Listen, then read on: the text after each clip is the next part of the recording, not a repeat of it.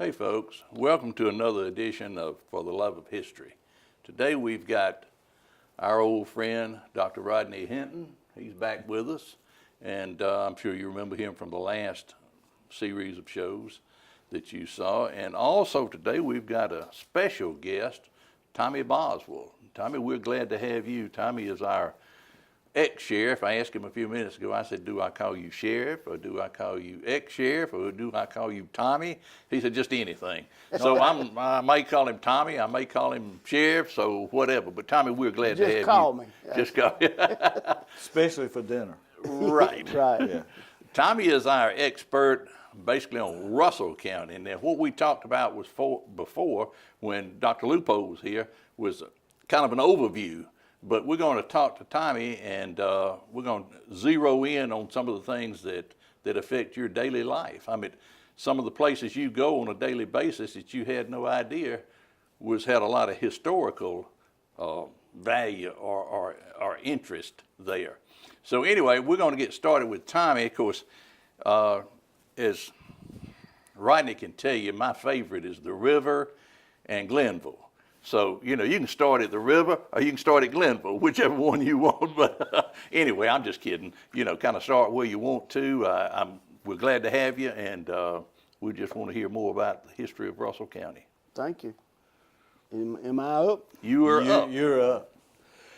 What I would like to do in most any discussion of the history of Russell County, you've almost got to start with the Native Americans.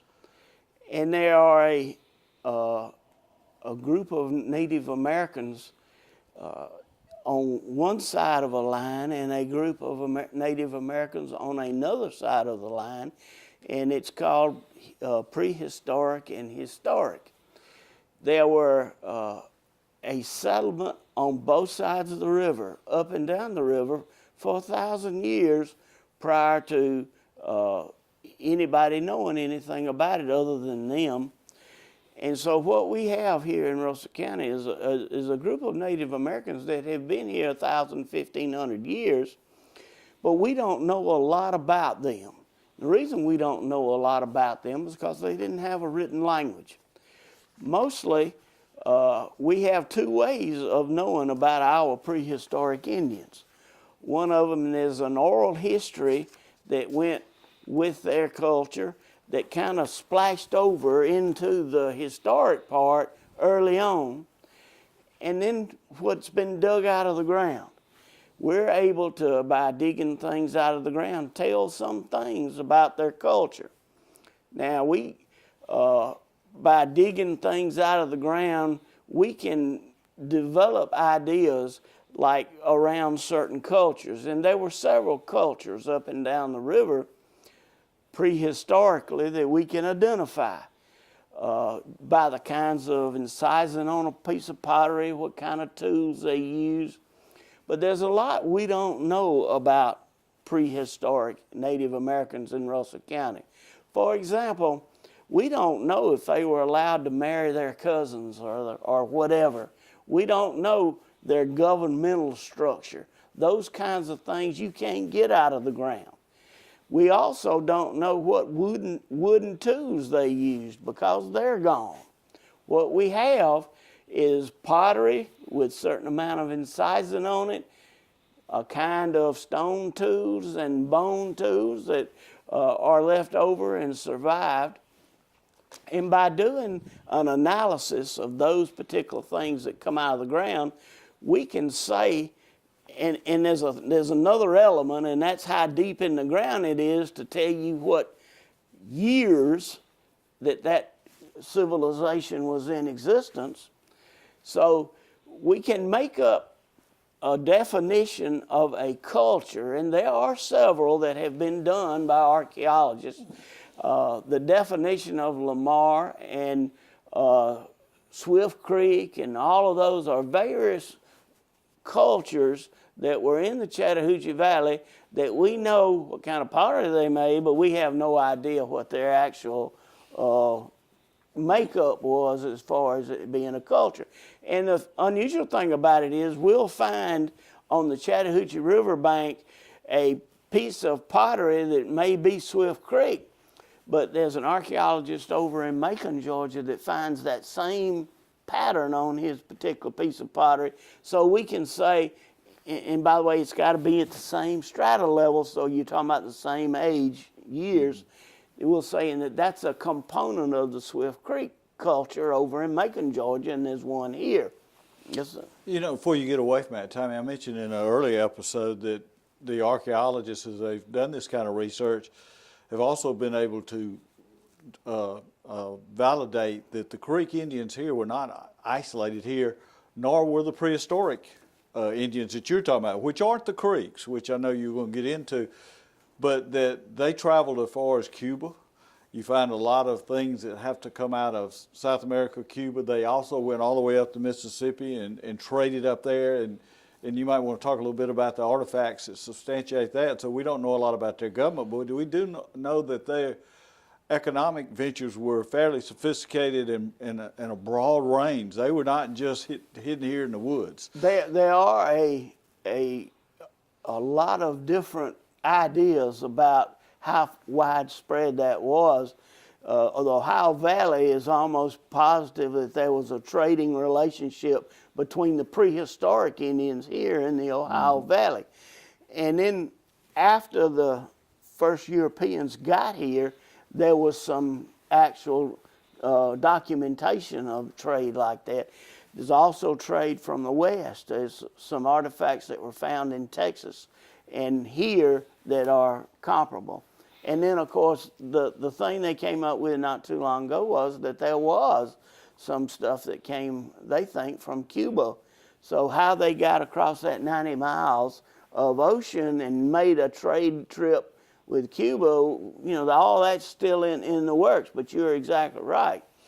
There were also, as a part of this prehistoric, thousands of years, the Native Americans moved around and had trade routes, and those trade routes were pretty well used by them.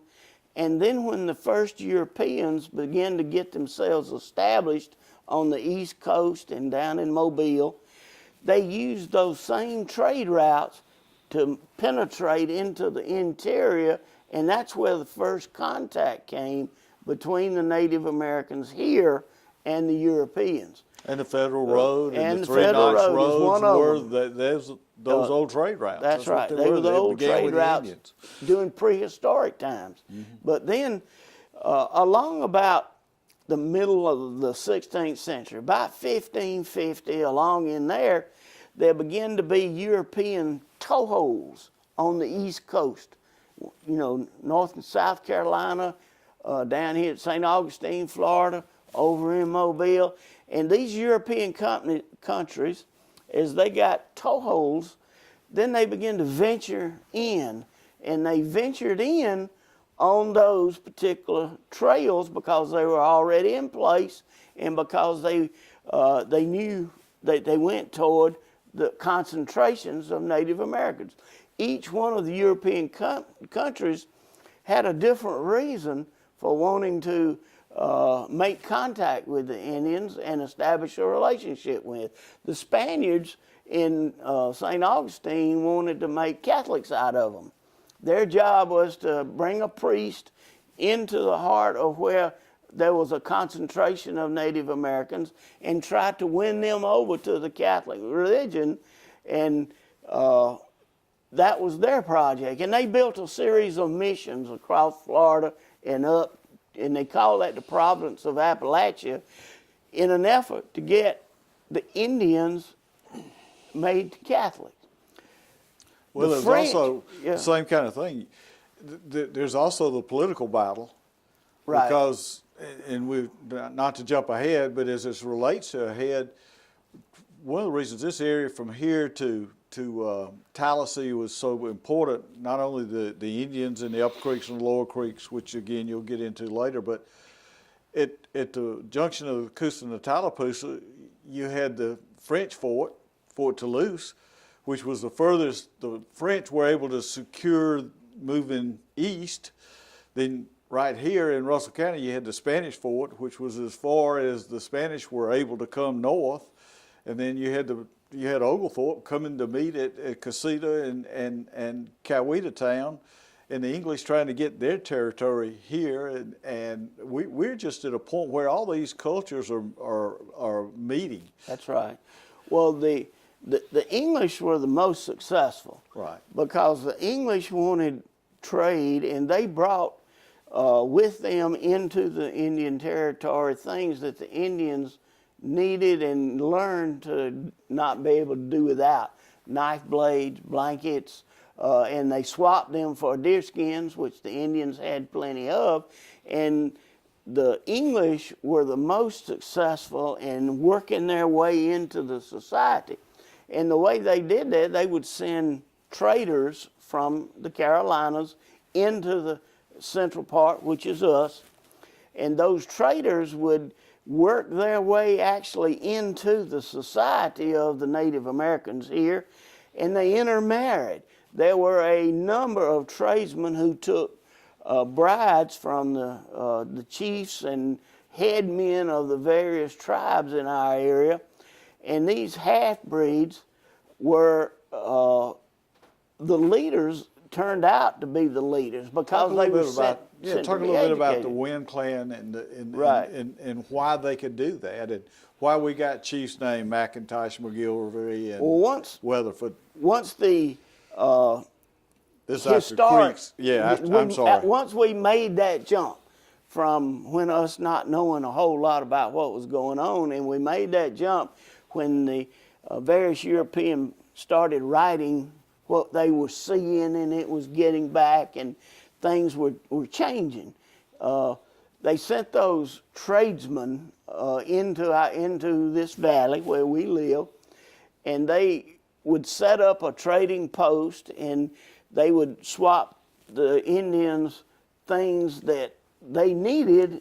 They didn't know they needed it until they got there with them, but then they found out that they needed a new knife blade or a hoe to dig in the ground or a blanket that was beautiful and red, and they didn't have a way to do it. So they established themselves in towns like Coweta. There were tradesmen at Coweta who had a house and everything now. Spaniards didn't like that because that diluted their influence. They weren't able to make Catholics out of them because the English were there teaching them other things and trading with them. And there are several accounts when the Spaniards would come to Coweta, the English would go and hide in the woods until they were there, and then the Spaniards would leave and they would come back. So the English were very successful in what they tried to do. Well, one of the things that they did was they intermarried with the daughters of some of the major head men in the tribes. The tribes were usually, now we're talking historic because we don't know what they did prehistoric, but in historic times. And before we do that, you want to talk about, because as we get to historic times, it's not the same Indians.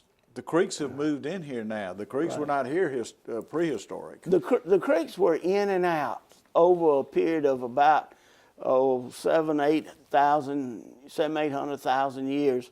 And they left and were gone for a number of years, several hundred years. And they got into some kind of war over there in East Georgia where they were. And they left from over there and came back to the Chattahoochee Valley the last time. And actually, there were some of the people that we know as prehistoric who they became historic when we began to write about them. But they're some of the same people that were here. Not, there were others too. For example, the Hitchiti, who had a town on the who were not Creek on the river, and the Uchis, who had a town on this side of the river. Neither one of them were Creeks. Neither one of them spoke the language of the Creeks, but they had a trade language, which they knew certain words for certain things, and they could communicate. and sign language with their hands and showing documents, but they could communicate. They were not Creeks, but they were part of the Creek Confederation, That's right. which is two different things. Right. Muskogee is more descriptive word of the Native Creek. Americans that were here because they all spoke the same language. Creeks is a white man's term that really we kind of threw an umbrella all over all of them. Frank Snell told me one time that he said really there wasn't but two towns here, the one on the east side of the river and the one on the west side of the river. As you went down the river on both sides, there would be an Indian town, and then it's kind of like Auburn and Opelika. You would run out of this one and not really know it, and we're already in another town. And he told me that the definition of a town was not a city limits and, you know, you got signs up and you go in. It's not like that at all. He said a town is more like a group of settlements in an area where they all work together and live together and intermarried and all that, but that there were several different locations. I've been able to identify McIntosh's town is right up here at this end of Brickyard Road. On further down south was real Coweta, down there by the state docks.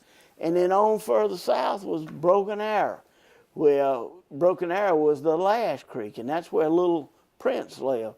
And we'll get into all this later. I hate to You know, talk in it's kind circles. of interesting that I didn't know until a few years ago. You always heard those of us that are older in dirt, which is all three of us. All three of us. We always grew up with the saying, you know, see you later if the creek don't rise, and you always had it in your mind that was a flood. And No. learned a few years ago that now that was talking about The Creek Indians didn't get upset. Right. It's where it came from, the origination of that phrase. It's so many phrases we use now, you don't even have a clue where they Right. really came from. Right. Tommy just mentioned about down at the state docks. Back in the 60s, they were building, you know, that silo, that grain silo, and they were digging and excavating, and I would go down with a bucket and just pick up pottery from all over. Now, you folks don't go down there because they won't let you be doing any digging, but there was pottery all over, and it was just laying there. So I don't know if we were right in the middle of where the town was, or if it was a dump or whatever. You know, I've just wondered about that. Well, But the Coweta mother town was just sitting- south of the state docks. And okay, those well, big this flats. is where we were when they were building that Big in flat. the 60s. And the bulldozers and all, we would get out there and pick up little pieces of pottery and arrowheads. Steve, and this goes back to we talked earlier about, we talk about the federal road. Over time, there were bunches of federal roads, but even if you go back to the one that ran through here in the main entrance to get around the Natchez Trace, it was 300 miles shorter to come through this federal road. Right. But even this federal road, there wasn't a federal road because you'd have a flood, you'd have this, you'd have that. That road moved. You know, it'd get mushy here, and it would move over 10 yards. It was moving. And as Tommy's talking about too, we talk about Coweta Town. There were 3 or 4 or 5 different locations at different points in time that were called Coweta Town. Over 5 miles. Over a 5 mile Yeah. period, yeah. And It just moved. One of the things that tells you when I think it's in Bartram's writings, when he was coming down from where Girard and Phoenix City is now, headed south down the edge of the river, he talks about in his writings how they topped a hill, and it's got to be along there about where the ridge is on the south end of Girard. And he said you could see out down the river in those bottoms the town. There were houses and all. And speaking of houses, let's talk about houses for just a minute. You mean? I woke up this morning, or yesterday morning actually, and it was cold.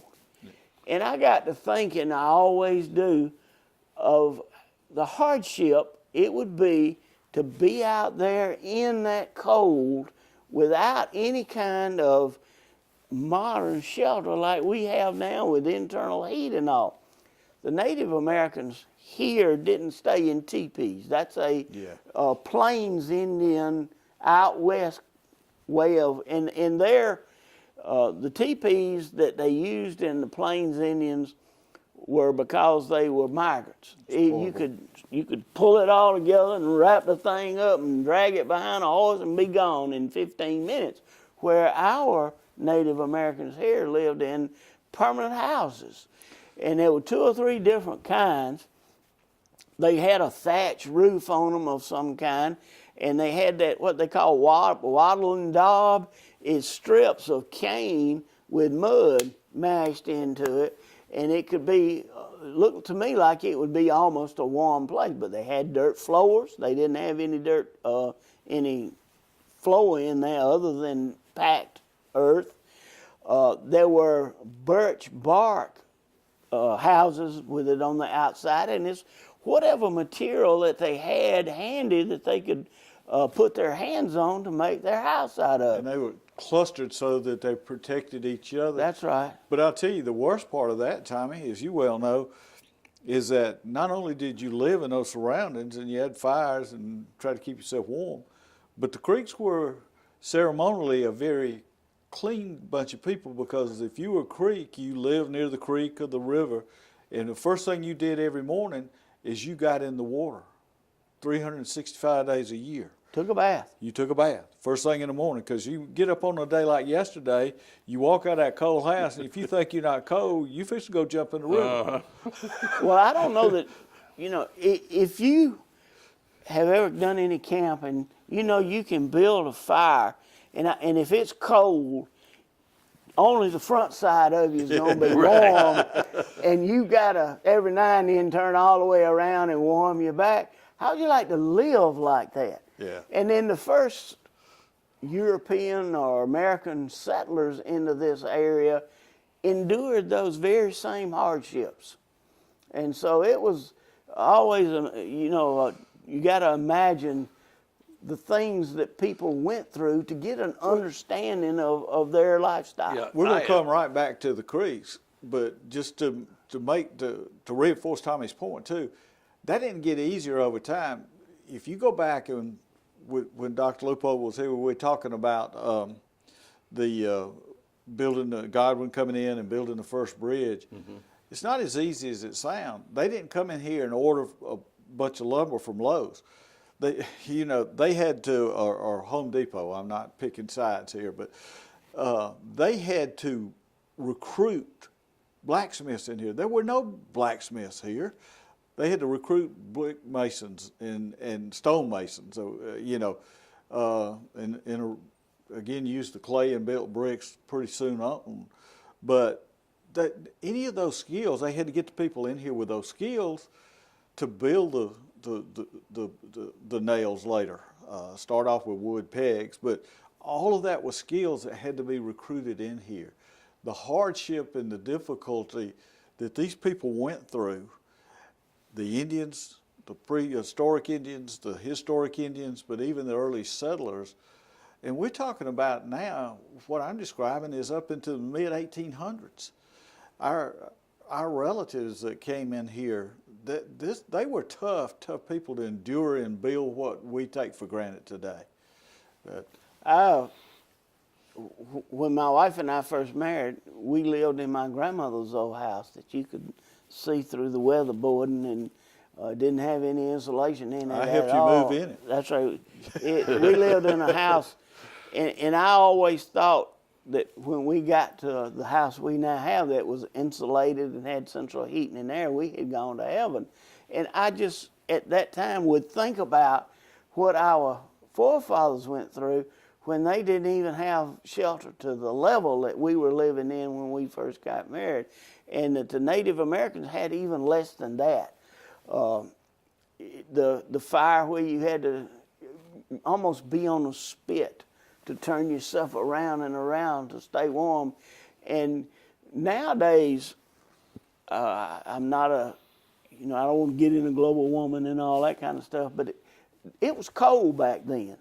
And I remember, the ground spewing up, even in my lifetime. Walking to school. Walking to school, Yeah. the ground would be spewed up. Well, back in the days of the Native Americans and early development and all that, I think it was colder than that. They have done some studies to see that it was cold.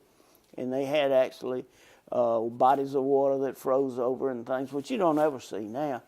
But anyway, it had to have had an effect on the lifestyle, because the first thing that anybody wants to do is to be warm and fed, and that's their aim. Then after they're warm and fed, then they begin to look for other things to do. But that's the first thing that somebody's got to do, is to be warm and fed. But the Native Americans, that's where they were about the late 1500s. And then when the Europeans started putting their little toeholds in the Carolinas and Jacksonville, Florida, and they started coming in here and finding ways in, they used those same roads that we're talking about, those trails, and they began to write, and then they would go back and it would be published in their mother countries. They sent expeditions over here, and it was a gradual thing over 100 years to where people wanted to come into the area and establish towns and stay there. And it started by about 1800.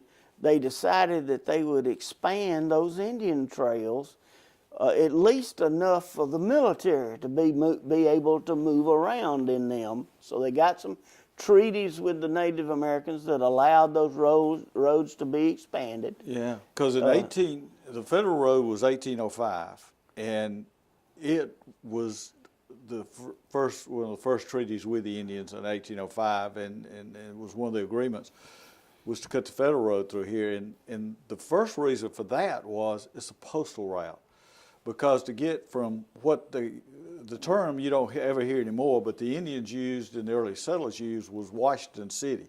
There was no Washington, D.C. They called it Washington City. And to get from Washington City to, you've got New Orleans developing and Mobile and all that area, and particularly the New Orleans, which is really a hot, bustling area and port, you had to go down the Natchez Trace. So to get the right to run mail through the middle of the Indian Territory is where the federal road. So 1805, that's a postal route. To Tommy's point, about 1811, I think it was, in a treaty, they got the right to widen that trail now to 4 more feet, to like 16 feet wide, to be able to get troops and whatever. Right. Now, once you're doing that, the Indians are just allowing you to go through their territory. But guess what? Now they got it wide. You can pull wagons through there. The settlers start coming in mass, and they're in what's technically Indian land. And this is when we're going to get a little bit later into Tecumseh coming down and the rivalry between the Upper Creeks and Back Creeks. But to back up to where Tommy was, that's critical to this is that the Upper Creeks are living up around Tallahassee. That they're centered up that way, and there are a bunch of tribes too, the Alabamas, who are the warlike group of the Upper Creeks, and some others. They're up there. They're more isolated. Now you got the French fort up there. You got Marchant, who's the Frenchman in charge of it, marries Sehoy, and we use that term. And they had a daughter named Sehoy who had a daughter named Sehoy, so that can get real confusing. But out of that marriage, you did have some intermarriage with traders, and that's where McGilvery comes from, and McIntosh's ancestry is said to trace back up to there. McIntosh, on his father's side, McIntosh was also kin to the man who eventually Governor Troup of Georgia. So they're negotiating with each other. They're kin to each other. They're kin to the Indians. They're kin to each other. Well, Troup wasn't, but McIntosh was. The Indians here are more closely related to the British that Tommy's talked about. They are negotiating a lot of these treaties, and they're getting benefits. They're assimilating more. The Upper Creeks are staying more isolated and they're more warlike. They want to preserve their culture versus the assimilation mode of the Lower Creeks. The reason you get these names again is that the Indians are matrilineal. The chief, to be a chief, doesn't come through who your father is. It comes through who your mother is. And if your mother is a Win class, which is the highest tribal group, if your mother is Win class, who Sehoy was, then the son is eligible to be chief. Now, once you have a child, the child is normally raised by the uncle and the mother. The father's not a big factor. Some cases the father is with some of these traders, more so with some than others. McGilvery's father made sure he was educated at the highest level. And I'm not even sure he didn't go back to Europe for some of McGilvery's education. But some others not, McIntosh not as much. But the reason you got these traders, and Tommy said they were half-breed, that's absolutely true, and most of them were half-breed, but not all of them. Many of them were quarter-breed. The McIntoshes were very, very white. McIntosh was called the White Warrior. Yeah, you know, you got Weatherford, who ends up fighting McIntosh at one point in time, and we'll get into that later, but his father was red-headed, and he was called the Red Warrior. And we don't know if that's because he was a red stick or because he had red hair like his daddy. Yeah. You know, but that's an important understanding of important point to understand how these treaties were taking place, how this integration evolved more so in some parts than others. It gets complicated. Hey folks, thanks for tuning in today. We had a great show. We had Sheriff Tommy Boswell and of course Dr. Rodney Hinton, and they've just given us a lot of good information about the history of Russell County, and so we really appreciate them coming, and we appreciate the viewers tuning in. We want you to continue to watch us. We're on every Thursday afternoon at 7:30. So for Channel 7, Beam, East Alabama TV, we thank you, and we will see you next week.